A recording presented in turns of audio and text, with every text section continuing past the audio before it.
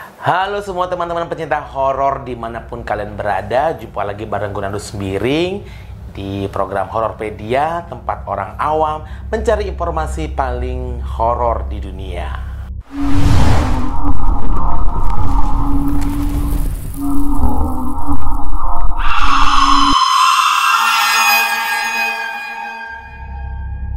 Nah, dan episode kita kali ini spesial banget ya. Kita nggak mau ngobrolin sama bintang tamu manapun juga atau ngobrolin hal-hal bagaimanapun juga, tapi kita spesial akan ngobrol pengalaman-pengalaman mistis yang terjadi ya, yang dihadapi oleh seorang Intan Hardja selama berkecimpung di dunia malam Jumat horor ini. Film pendek ini ya. Dan perlu diketahui, Intan Hardja ini sebetulnya dibilang takut ya takut, dibilang berani ya berani. Cuman kita mau tanya, kurang lebih berapa lama Tan malam Jumat horor? 1 tahun 2 bulan ya. 1 tahun 2 bulan. 1 tahun 2 bulan. Pasti yang namanya syuting horor ada pengalaman-pengalaman mistis dong yang lo hadapi gitu kan. Tapi sebelum kita masuk, lu sendiri percaya hal-hal makhluk gaib? Susah juga ya kalau mau dibilang nggak percaya, karena memang kalau dari dari kitab suci juga emang ada kan yang namanya makhluk lain di luar dari kita manusia, ini namanya jin. Dimana jin itu bisa aja menyerupai, bisa aja berubah bentuk menyerupai jadi apa saja yang kita takutin di bawah alam bawah sadar kita. Itu memang ada jin-jin yang istilahnya seusil itu. Jadi kalau aku sih karena memang ada di kitab, meskipun alhamdulillahnya ya belum pernah lihat ya Dok sampai sekarang. Aku sih percaya sih. Percaya ya. Kalau gue percaya nggak percaya, ya nggak tahu juga sih gitu. Cuman ya ada orang bilang percaya, ada bilang enggak. Cuman ya kita ikutin aja. Kalau gue apa kata orang banyak bilang, kalau ada ya ada, kalau enggak ya enggak. Cuman puji Tuhannya memang nggak pernah dikasih lihat. Tapi kalau ngerasain pernah lu juga? Ngerasain pernah. Oh, oke. Mungkin nanti boleh juga dong lo cerita. Boleh. Nggak cuma dari gue doang. Enggak, tapi kan ini bintang tamunya Anda, ya kan? Oke, kita mau ngobrol malam Jumat horor. Boleh ceritain nggak ke kita semuanya pengalaman mistis dari, mungkin bisa dibilang dari awal deh, dari awal syutingnya malam Jumat sampai sekarang, pengalaman mistis yang lo alamin. Kalau aku inget banget waktu itu syuting ini, kalau nggak salah baru episode kedua atau ketiga yang judulnya Ikut Pulang. Kalau teman-teman pernah ingat Ikut Pulang, itu kan kita syutingnya di depan kantor ya. Iya. Kebetulan kantornya, kantor aku, kantor Clean Today dan kantor YouTube kita itu adanya tuh di gang yang di sepanjang gang itu memang rumahnya yang terisi hanya sedikit. Oh, yang adegan lu jalan itu ya? Yes. Gue inget banget, gue pakai blazer sama pakai baju panjang warna hijau. Jadi di kantor aku itu kita masuk gang. Kita sebenarnya di pinggir jalan, tapi masuk ke dalam gang. Nah, kebetulan jalanan itu ujungnya adalah jalan buntu, Dok. Lo tahu kan? Ujungnya jalan buntu, dan di pojok jalan buntu itu adalah rumah tua yang udah kosong bertahun-tahun, dan itu udah ada, dan itu pohon merambatnya tuh, dan pohon istilahnya pohon rimbunnya yang super kayak horor banget sih sebenarnya. Kalau lewat situ tuh rimbun banget gitu loh. Nah, itu ada di ujung gang. Jadi masuk gang kan ada deretan rumah-rumah sebelah kiri, ada deretan rumah-rumah sebelah kanan. Nah, kita nih kantornya kebetulan di deretan yang sebelah kanan. Di ujungnya banget itu kan gang buntu. Tapi sederetan sama kita sekitar 2 rumah setelah kantor kita itu adalah si rumah tua kosong itu, Dok. Rumah tua kosong itu yang ada banyak pohon merambatnya. Dan di depan kita rumah terisi, sebelahnya persis kosong. Rumah kosong juga. Tapi rumah kosong yang ini memang nggak seserem rumah kosong yang di ujung, karena kalau rumah di ujung tuh nggak diurus. Jadi kayak pohon-pohonannya apa segala macamnya itu emang ini banget deh. Nah, waktu itu kalau nggak salah episode kedua atau episode ketiga judulnya Ikut Pulang, karena adegannya itu tentang seorang perempuan yang pulang kerja terus lewat bangunan kosong. Jadi memang ada adegan gue harus jalan kaki sendirian gitu. Nah, waktu itu kita nyari lokasi yang nggak usah jauh-jauh, karena memang masih episode pertama, kita masih belum terlalu jelimet juga mikirnya. Ya udah di depan kantor aja, karena kebetulan memang cukup serem jalannya kan. Nah, aku jalan tuh dari ujung gang itu ngambilnya, Dok. Oh, dari rumah dari yang depan rumahnya rumah kosong itu yang banyak tanah merambat itu ya. Jalan dari situ menuju ke kantor. Nah, pas kita lagi syuting itu itu pertama kalinya sih, kayak maksudnya pertama kali syuting yang baru berapa episode langsung dapet seremnya itu, karena pas lagi sepanjang jalan ngelewatin rumah kosong itu, baik yang di sebelah kiri maupun yang sebelah kanan, itu bener-bener bau banget kentang rebus. Bener-bener bau kentang? Iya, antara kentang rebus atau singkong rebus, tapi itu tuh senyengat itu. Dan yang cium cuma lu doang? Enggak, yang cium bukan gue doang. Jadi ada gua, waktu itu pemainnya salah satunya masih ada Juli, kita berdua.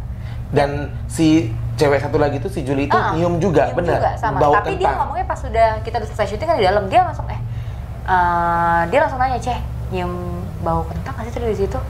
Bau banget gue, terus gue bilang, gue baru mau ngomong gitu. Iya, itu jam berapaan tuh? Lihat nggak syuting jam berapa? Kayak jam 10 malam sih ya, Der ya, sekitar jam-jam segitu ya, Der ya.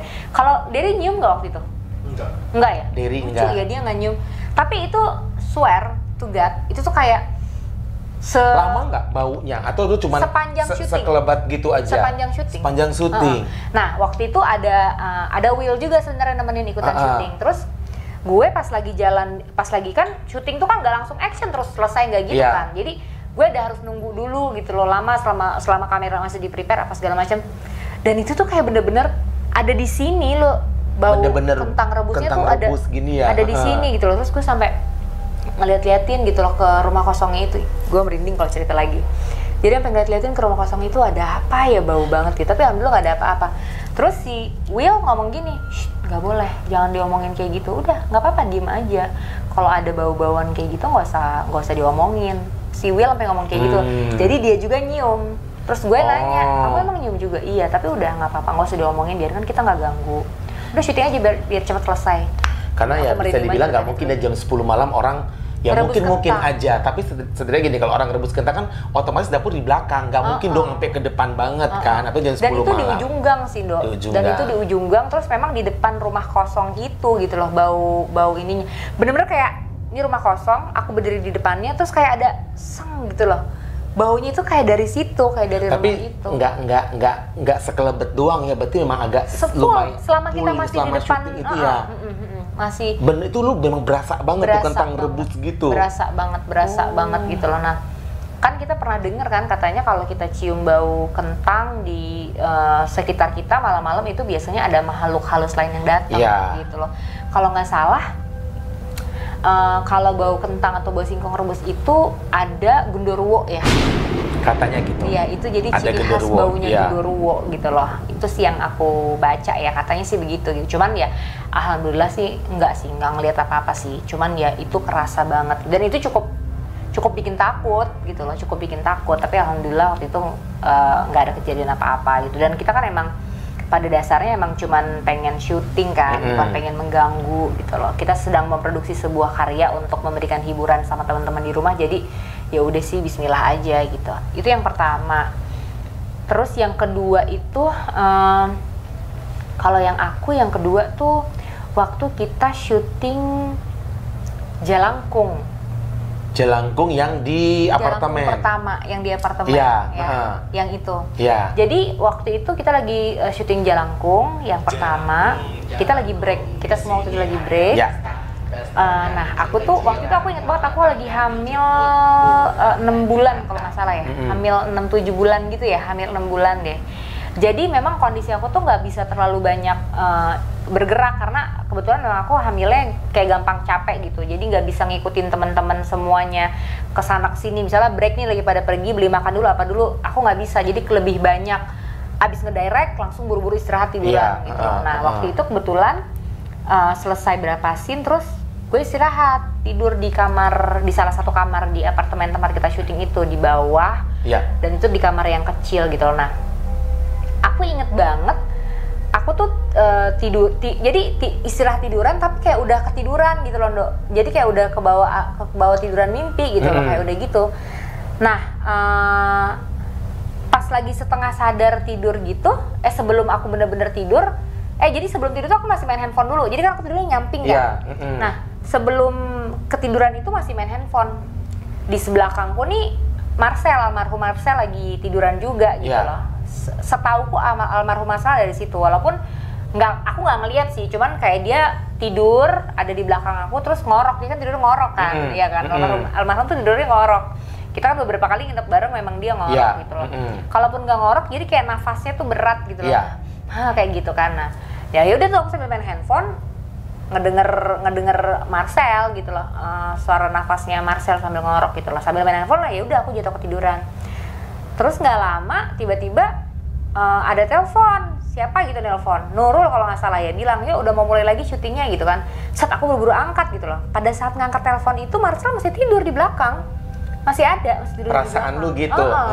Oh yaudah iya bangun gitu kan, terus matiin, terus gue bangun, ayo Sel, itu literally nggak ada orang. Oh tapi padahal lu pas ngangkat telepon itu lu memang Masih yakin ada. banget masih ada. Jadi karena dia itu ada. Taunya karena lu berasa nafasnya itu. Jadi dari aku baru masuk kamar, terus tiduran miring itu dia udah ada, udah ngikutin. Oh. Masa udah ikutan tidur di belakang gue di kasur yang sama, gitu loh. Berasa banget sama gue gitu loh. Cuman gue nggak negoran, nggak ngajakin ngobrol karena ya udah, karena emang kita udah pengen istirahat juga gitu, udah pengen tidur gitu. Emang aku tahu banget dia juga ngantuk gitu. Terus pas udah selesai Nurul telepon, Kak udah mau mulai, ayo gitu kan. Ya udah tuh aku matiin, bangun, ayo Sel, gue ngomong gitu. Kosong, nggak ada siapapun. Padahal pas telepon Nurul itu dia masih ngorok di belakang gue, literally di sini. Itu karena lu berasa memang kedengaran suaranya ngoroknya jelas gitu ya, karena lu memang tidak melihat langsung ya.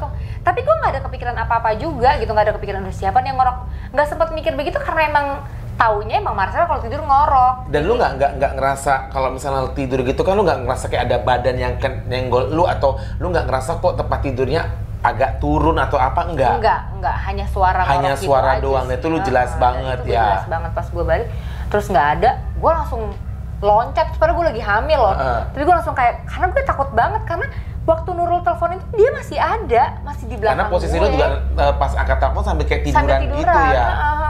Gue langsung loncat, gue keluar gitu loh, Marcel, gue gitu kan teriak gitu loh. Nah Marcel itu ada di luar, lagi tiduran di sofa main handphone. Marcel, gue langsung tadi gitu, kenapa gitu? Lu kan tadi di dalam tidur. Enggak, gue dari tadi nggak masuk ke dalam, kata Marcel. Bohong, bener gue dari tadi di sini main handphone di luar. Tapi gue tuh jelas banget di belakang gue itu dia lagi suara ngoroknya dia gitu. Ya katanya juga banyak orang bilang kan kalau ibu-ibu hamil agak lebih sensitif kan katanya. Dan itu memang kejadiannya pas maghrib. Jadi ya, makanya orang bilang katanya jangan tidur pas maghrib kan. Itu memang kejadiannya pas maghrib sih gitu loh. Nah ya udah, tapi ya alhamdulillah juga sih nggak ada apa-apa. Kenapa-napa gitu. ya. Itu yang kedua. Terus yang ketiga itu waktu syuting Rumah Kosong. Tapi sebetulnya kalau ini bukan pengalaman mistis sih. Jadi kita semua nggak mengalami apa-apa, nggak ngeliat apa-apa juga. Rumah Kosong apa Rumah Angker sih? Rumah Kosong apa Rumah Angker itu ya? Rumah Angker kan? Ya. Waktu syuting Rumah Angker, memang kita itu kan syutingnya di daerah Parung Bogor. Kebetulan di sebuah rumah yang udah lama banget kosong. Kita emang syutingnya di sebuah rumah yang udah lama banget kosong. Dan kalau kata anak-anak, memang sepanjang syuting aura rumah itu tuh udah nggak enak sebenarnya gitu ya, gitu. Cuman kan kita ya dari awal datang ya baik-baik gitu, udah berdoa sebelum syuting seperti biasa ya, berharap supaya syuting dilancarin, nggak terjadi apa-apa. Cuman memang semuanya waktu itu yang syuting tuh emang selesai syuting aja tuh pada begini, duh syuting kali ini benar-benar berat, apalagi almarhum ya Marcel kan dia kayak ada sixth sense juga gitu loh. Dia kayak bisa ngerasain juga kalau Marcel. Nah selesai syuting Rumah Angker itu, almarhum tuh emang bilang, aduh gue kayaknya nih gue nggak bisa deh, nih gue harus mandi pulang dari sini gitu loh, karena gue ininya berat banget gitu. Terus kenapa, gue tanya, emang rumah itu tuh dari tadi nggak enak gitu, auranya, nuansanya tuh udah nggak enak. Disambut sama Nurul, makeup kita. Anak makeup kita namanya Nurul tuh emang kebetulan emang dia juga lebih sensitif gitu loh, jadi dia gampang juga nyium sesuatu, ngerasain sesuatu gitu, cukup sensitif. Nah dia juga langsung nyamber, iya Kak aku juga nggak enak banget, benar-benar nggak enak banget pokoknya di rumah itu. Selesai syuting dari rumah itu, memang kebetulan ya Nurul ya Marcel itu muntah-muntah sakit. Iya, gue inget banget tuh, kan? sakit-sakit mereka. Iya. Sakit-sakit mereka, muntah-muntah gitu loh. Ada yang si Nurul badannya panas. Gitu. Itu gue nggak syuting ya, gue kemana syuting. Gitu, gue lupa gitu. Iya. Kemana itu lo nggak ikut syuting. Tapi pulang dari situ memang mereka berdua itu gue dengar. sakit, Iya, nggak enak badannya badan nggak mereka. enak. Dan pas dari lagi ngedit, ternyata di rumah kosong itu ada yang ketangkep sama kamera kita. Nanti mungkin Derry bisa ngeluarin ya. Jadi ada sosok, kalau nggak salah di menit 52 ya atau berapa gitu, Der. lupa ya, pokoknya di situ. Jadi ini adegannya Marcel ya adegannya. Marcel lagi ngapain nih? Lagi mau sembunyi atau apa gitu, kamar mandi. Marcel lagi pengen ngeliat kamar mandi. Nah, kalau teman-teman lihat ini, kalau misalnya kita slow mo, nanti mungkin bisa di slow mo, bantu ya Der. Ini di belakangnya Marcel kelihatan banget kayak ada sosok, kayak ada orang sih. Mungkin kalau disebut asap atau bayangan kayaknya nggak mungkin karena warna putih bajunya ini jelas banget kayak bentuk badan orang lagi berdiri. Ya. Ini rambutnya panjang, kelihatan banget kayak orang. Terus dia tuh pertamanya ngeliatin kita syuting dulu ya, kayak ngeliat sebentar gitu ya, kalau nggak salah. Dia lewat. Oh, dia nggak ngeliat. Jadi dia lewat, tapi lucu. Jadi kalau itu orang, mestinya kan kita tahu ya kalau orang gayanya jalan napak gitu ya. Kalau ini tuh kayak orang terbang, kayak orang gitu loh, kayak dia berpindah, lo tau nggak? Dan terus tiba-tiba dia kayak bergerak, dan itu cepat banget lagi gerakannya. Zret. Nanti mungkin boleh di-repeat berapa kali ya Der ya, biar kelihatan. Jadi dia tuh belakangnya Marcel, kita tuh nggak ada yang nggak ada dia gitu. Nah kita tengahnya pas lagi ngedit itu langsung kelihatan. Jadi seret dia lewat gitu, Ndok. Pas dia lewat gitu, sebelum dia ngilang, itu dia sempet nengok dulu. Dia puterin palanya, dia nengok, dan itu rata mukanya. Ya katanya muternya agak ini ya, nggak normal gitu katanya, dan itu memang dan gue lihat juga di situ banyak yang komen, lihat deh menit kesekiannya itu banyak banget yang komen, memang katanya lihat deh menit kesekian, memang agak cepet sih, gue juga ngeliatinnya agak cepet memang penampakannya. Dan itu tuh tadinya kan dia madep sana kan, ngebelakangin kita kan, jadi yang kita lihat itu pada saat dia jalan lewat gitu, rambut belakang.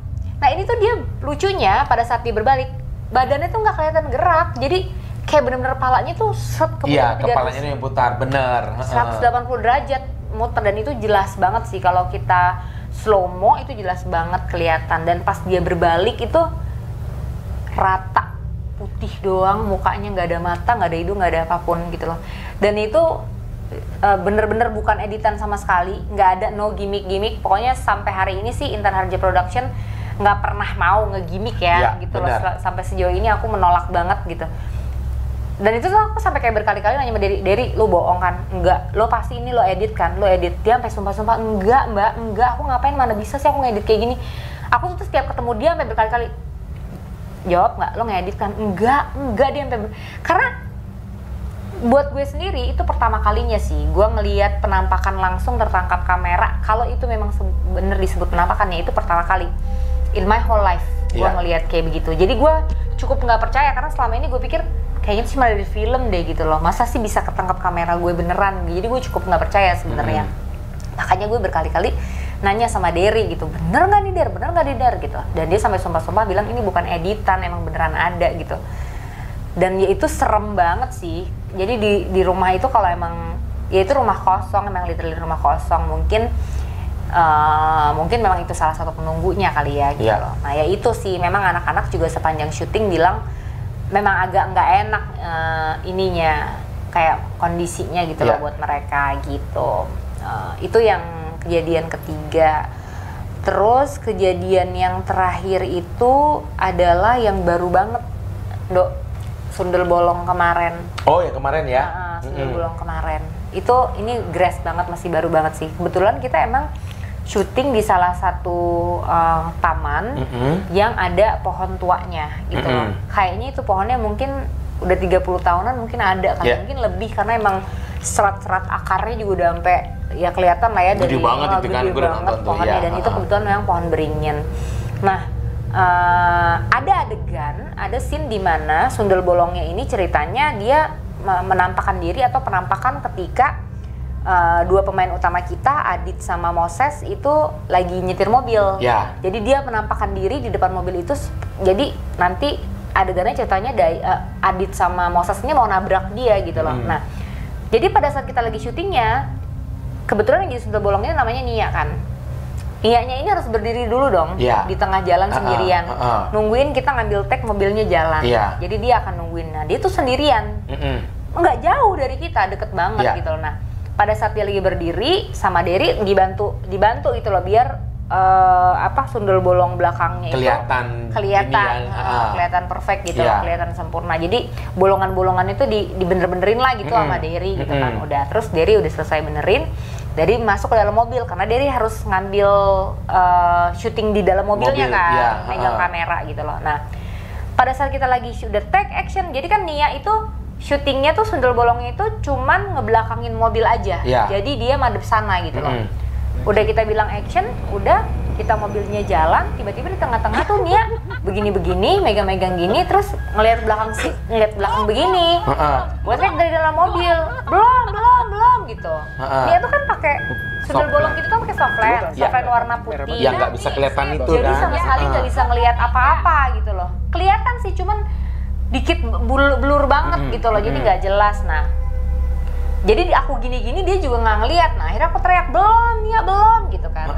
Kebetulan memang posisi berdirinya itu jalanannya tepat di depan pohon beringin tuanya yang besar banget itu, bener-bener tepat di depannya banget gitu. Nah terus dia masih begini-begini. Nah kita kan padahal lagi ngetek ya. Dia tiba-tiba begini-begini kan kita kayak ya ada belum, apa nih gitu belum gitu loh. Terus akhirnya kita ngulang lagi, mundur gitu loh. Jalan lagi dia begitu lagi. Oh kayak gini, benerin lagi gitu sampai ya? madep begini. Terus aku teriak belum, diam dulu ya, madep sana, diam gitu kan. Belum gitu, terus dia masih begini-begini gitu loh. Memang agak jauh sih, jadi kita nggak denger juga dia ngomong apa karena kita juga dalam mobil kan. Nah udah tuh, akhirnya udah tag yang ketiga udah berhasil, baru kita nyamperin Nia lagi kan. Kita nggak, padahal kita nggak ngebahas yang tadi dia belok-belok begitu. Nggak nanya apapun ya. Terus dia tiba-tiba ngomong sendiri, lama banget sih tadi Derry benerin inian aku gitu kan. Dia bilang makanya tadi aku nengok-nengok ke belakang itu pas Kak Intan bilang belum gitu loh. Habis Derry benerin ini terus. Kita kaget dong, Derry benerin ininya bolongan make-upan bolongan sundelnya gitu. Iya tadi kan Derry Derry tuh di dalam mobil sama kita. Terus dia bilang enggak, tadi tuh masih ada Derry, kata dia benerin sundel bolongnya dia berasa itu. Kayak ada ini Dia gitu berasa ada yang benerin gitu masih. Karena kan bang sebelumnya Derry yang lagi benerin, ya nggak. Terus kan Derry masuk mobil.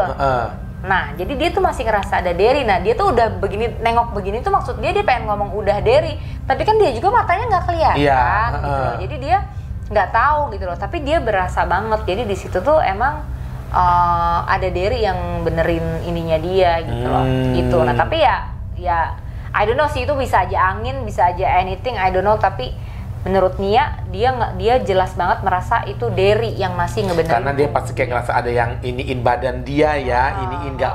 Kalau angin mungkin Nia lebih tahu kali ya. Kalau angin kan semeliwir gitu kan. Ini kalau angin pasti dia cuman mungkin diam gini doang kan. Tapi kalau ini kan kayak merasa lama banget sih, pasti begitu kan ya. Jadi kita tuh yang di dalam mobil ngeliatin dia di depan kita, aneh nih kok orang tumben banget sih lagi syuting. Kan dia udah tahu banget kalau lagi syuting tuh action. Itu kalau belum ada cut harusnya nggak bergerak-gerak dulu, dia tahu. Jadi kita juga dalam mobil tuh bingung gitu pada saat syutingnya, ini kok Nia belum di cut udah belok kanan belok kiri sih gitu loh. Cuman kita nggak tahu kalau ternyata dia ngerasain itu karena dia juga ngomong apa kita nggak denger kan. Kita dalam mobil gitu loh. Nah di hari yang sama juga masih di situ juga ya syutingnya. Itu tuh kerasa banget emang kalau kita datang ke taman itu mau datang siang sore malam itu karena tuh pohon gede banget ya, dan dia sampai batangnya tuh ya kan memang nuansanya juga udah beda gitu loh, pasti lah ya karena itu pohon gede banget gitu loh. Nah tapi pas udah maghrib ke malam tuh langit udah gelap tuh baru deh tuh kerasa yang sampai unsur mistisnya tuh baru keluar lah. Wangi banget kembang melati. Itu bener-bener kecium banget dan itu semuanya nyium ya. Semuanya Derry juga cium. Semuanya nyium. Kalau itu semuanya di situ nyium kayak. Jadi kita juga nggak buru-buru, buruan gitu. Ini baunya nih bau banget gitu loh. Sedangkan kita cari-cari di sekitar situ ada nggak sih pohon melati atau pohon yang ada kembangnya lah paling nggak ada di taman itu tuh sama sekali nggak ada pohon yang ada kembangnya. Nah memang di posisinya di depan pohon beringin itu masih di taman yang sama tapi di pojok sebelah sana itu pohon melinjo berderet. Kan katanya pohon melinjo juga ini ya katanya, maksudnya tempat katanya gitu ya, tempat berdiamnya makhluk halus juga gitu katanya. I don't know sih. Tapi yang aku tahu kalau kita cium bau melati itu katanya berarti ada makhluk halus yang lagi ada di dekat kita. Dan biasanya bau melati itu adalah sign-nya kuntilanak. Iya, identik. Wewangiannya kuntilanak, identik dengan wewangiannya kuntilanak. Dan itu memang terang banget, kayak nyengat banget baunya di hidung kita di syuting Sundel Bolong kemarin. Di situ tuh nyium bau melati gitu loh. Tapi alhamdulillah nggak ada apa-apa karena balik lagi niat kita bukan mau mengganggu, niat kita kan emang baik, pengen we made something gitu loh. Kita lagi menghasilkan sebuah karya yang tujuannya balik lagi untuk menghibur teman-teman semua. Jadi kita memang nggak ada niatan apapun, mudah-mudahan ya lancar selalu dan nggak ada kendala-kendala sih. Tapi sejauh ini as I remember ya, dari yang aku ingat, kira-kira sih yang paling membekas sepanjang syuting malam Jumat pengalaman mistisnya adalah yang barusan aku ceritain dong. Yang ini tadi yang waktu syuting Sundel Bolong ya. Gitu. Itulah beberapa cerita BTS kejadian nyata kejadian behind nyata. the scene-nya ya, dan ini semuanya real, bukan rekayasa yang terjadi yang dialami oleh seorang Intan Harja. Karena memang dari awal sampai sekarang lu even sampai hamil pun lu benar-benar terjun langsung ya. Dan anehnya sih lu yang ngalamin ya. Kalau gue jujur ya kan, gue itu gabung kan di episode penunggu ya kan. Ya bener nggak ada penunggu ya. Sampai hari ini gue tuh nggak pernah ngerasain lihat kejadian aneh, nggak pernah. Di situ juga nggak pernah, apapun nggak pada ya, cuman ngelihatnya ya pas rumah angker itu, karena memang hasil editan itu. Tapi selebihnya sih ya puji Tuhan, alhamdulillah gue sih aman-aman aja, nggak pernah kayak lu bilang, nggak pernah lu bilang nyium mbak. Gue nggak tahu kalau Sundel Bolong itu kan gue nggak ikut syutingnya itu kan, jadi gue tidak bisa menceritakan. Cuman selama gue syuting apapun juga, apalagi gue katakan syuting sama Derry, inget nggak Derry yang pabrik dulu, inget nggak sih yang kita masuk ruang yang si Nia Arusno itu kan serem banget tuh. Gue nggak nyium apapun, enggak ngerasain deg-degan pun enggak, ini gitu di tempat yang horor sekalipun enggak gitu. Gue biasa-biasa aja gitu ya.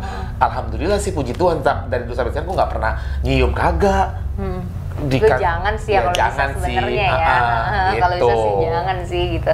Gue juga tidak berharap sebetulnya mengalami itu semua gitu loh. Cuman ya dikasihnya waktu itu begitu gitu, dan ini pun kan karena nggak ngelihat dengan mata kepala sendiri gitu ya, jelas. Jadi sebenarnya ya itu bisa aja yang lain-lain gitu loh, belum tentu ya. Karena kan tiap orang beda-beda ya. Mungkin lu juga punya cerita seperti ini. Mungkin kalau kita ngomong sama Derry juga, Derry pasti punya cerita seperti ini. Apalagi namanya dia tukang edit kan. Siapa tahu bisa menemukan gitu. Tapi memang sih katanya memang kalau namanya syuting film horor pasti ada kejadian-kejadian kayak gitu. Tapi untungnya nggak ada sampai yang tim kesurupan ya. Alhamdulillah kan. Kadang ada orang kayak gitu kan. Gue tuh suka bingung tuh gini loh. Kadang kalau ada kesurupan tuh kan, kadang kan gue lihat kalau kita syuting itu kan biasanya kan yang gue tahu kan kalau kita syuting horor gini kan suka ada yang biasanya manggil orang pinter lah untuk ngejaganya atau apa. Ini kan nggak ada kan. Gue cuma mikirnya ya amit-amit nggak ya. Oh itu satu lagi waktu penelusuran, tapi itu pun bukan aku. Kalau itu penelusuran waktu itu Derry sama teman-teman yang lain ya Der. Jadi waktu Derry ke penelusuran ke pabrik konveksi ya, ke konveksi di daerah Serpong, konveksi tua di daerah Serpong itu. Jadi Derry itu emang udah, jadi pas masuk itu memang udah serem banget dari mulai awal baru masuk, dan itu tuh kayak hawa panasnya tuh kalau kata Derry berasa banget ya Der. Jadi hawa tempatnya itu bener-bener panas banget gitu loh, emang hawa tempatnya itu. Terus kayak ya emang bulu kuduk tuh udah berdiri masuk situ. Itu kan memang konveksi tua banget ya, dan itu konveksi paling horor boleh dibilang di Serpong. Banyak juga udah liputan-liputannya tentang konveksi tua itu sebenarnya Dok. Penampakan dari luarnya aja itu serius sih, memang seserem itu, dan dia kosong udah bertahun-tahun lamanya. Jadi di dalam itu juga udah banyak pohon-pohon yang tumbuh gitu loh. Terus maksudnya ruangan-ruangannya udah rusak, udah kayak gitulah ya. Nah, pintu masuknya pun itu udah nggak pintu masuk utama lagi, jadi kayak ada lorong kecil gitu yang kayaknya sengaja dibelubangin atau gimana ya, supaya orang bisa masuk ke situ gitu loh. Jalan masuknya itu udah serem banget gitu. Nah, pas masuk itu waktu itu kalau nggak salah dari cerita masih belum ada apa-apa tuh. Terus semakin menelusur, adalah sebuah ruangan yang memang tiba-tiba dimasukin area deket WC, kalau nggak salah deket toilet, yang dia dibilang pas mau masuk ruangan itu baru berasa panas banget ya, ada energi panas gitu dari dalam situ. Akhirnya nggak berani dimasukin karena kata orang pintarnya jangan masuk situ deh karena udah sampai anget gitu loh pas buka pintu ruangan itu. Akhirnya dia nggak masuk tuh. Nah dia udah keliling-keliling. Begitu udah mau keliling yang kedua kali, mau cari area-area lain karena belum dapat kan. Derry kan waktu itu penampakannya dia kayak penasaran banget itu, belum dapat gitu loh. Dia masih mau ngajakin keliling konveksi itu lagi. Mitra bilang nggak bisa, kita kayaknya harus keluar sekarang. Kita udah kelamaan di sini. Yang nunggunya tuh di sini penunggunya udah nggak nyaman sama kehadiran kita, udah minta kita keluar gitu.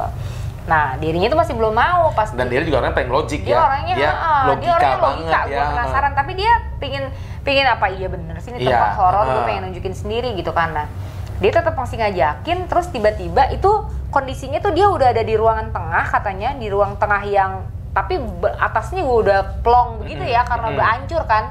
Jadi ruangan tengah jadi luas banget. Nah, pas Derry mau ngajakin keliling lagi yang kedua kali, orang pintarnya bilang nggak boleh, kita udah harus pulang karena penunggunya udah marah.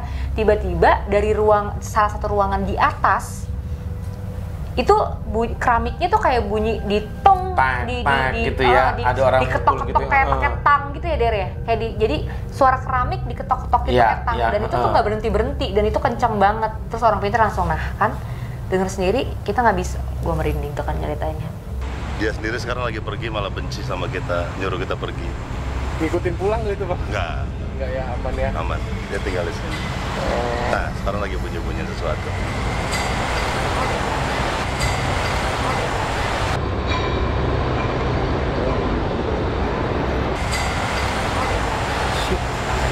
Gak apa-apa.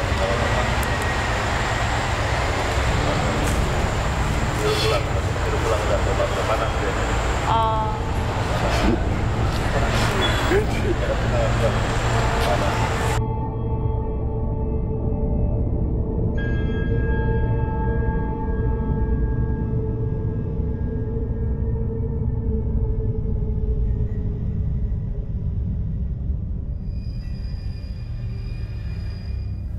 Dengar sendiri katanya kita nggak bisa, kita harus keluar sekarang gitu loh, soalnya ini udah bener-bener dia terganggu kalau kita lebih lama lagi dari ini. Dan itu menurut Derry suaranya bener-bener nonstop dan Derry tuh sampai mikir sampai nggak, dia kan orang logis banget ya, kadang-kadang kalau gitu misalnya ya, kayak ada ini kelihatan dia masih mikir itu bisa aja apa bayangan atau itu bisa aja asap mbak, emang begitu asap kalau kena kamera misalnya, dia masih suka kayak begitu. Tapi yang kali itu dia sendiri sampai sekarang masih pengen tahu itu bunyi apa, karena dia mikir itu konveksi kosong gitu loh. Kalau seandainya bunyi air yang netes nggak mungkin sekencang itu. Kalaupun seandainya ternyata ada barang jatuh itu nggak mungkin bunyinya ting berkali-kali berulang-ulang gitu loh jatuh. Jadi dia juga itu bunyi apa ya, sampai sekarang dia masih sanksi gitu loh sama bunyinya itu gitu loh. Itu sih salah satu pengalaman real di penelusuran yang dialamin sama Derry di konveksi. Ya udah mereka habis itu, tapi udah gara-gara bunyi itu akhirnya Derry juga terus nurut sama orang pinter, ya udahan. Ya udah, tapi alhamdulillah juga sih nggak ada apa-apa. Sempet sakit ya Derry sempet sakit. Diare doang. Iya diare. Selesai penelusuran itu Derry 2-3 hari diare. Nggak tahu sih ada hubungannya atau enggak ya. Tapi ya itu yang terjadi. Selesai penelusuran tuh Derry diare. Itu sih kejadian paling serem pas penelusuran. Nanti teman-teman bisa nonton balik lagi biar tahu seserem apa sih konveksi angker di Serpong itu. Gitu jadinya. Itulah pengalaman-pengalaman mistis kita dan tim selama ini. Itu ya. Ada lagi? Udah ya. Berarti memang benar-benar full di elu dan Derry ya yang mengalami ya.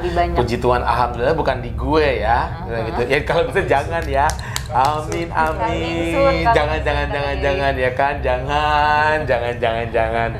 Ya sudah kalau begitu, terima kasih loh Intan Harja buat buat pengalaman mistisnya selama behind the scene ini. Ternyata memang banyak banget cerita-cerita di balik pembuatan dari Malam Jumat Horor yang teman-teman ketahui, dan ini bener-bener real, nyata, bukan dibuat-buat. Karena memang Intan Harja tidak suka setting-settingan ya. Yang settingan di Malam Jumat memang hanya setannya aja, tapi kalau tadi kejadian ini itu benar-benar banget. Dan terima kasih buat kesetiaan teman-teman semuanya. Jangan lupa ya harus di subscribe, harus di-like, komen, dan harus dinonton dan share ke semua teman-teman dimanapun juga. Terima kasih buat kesetiaannya.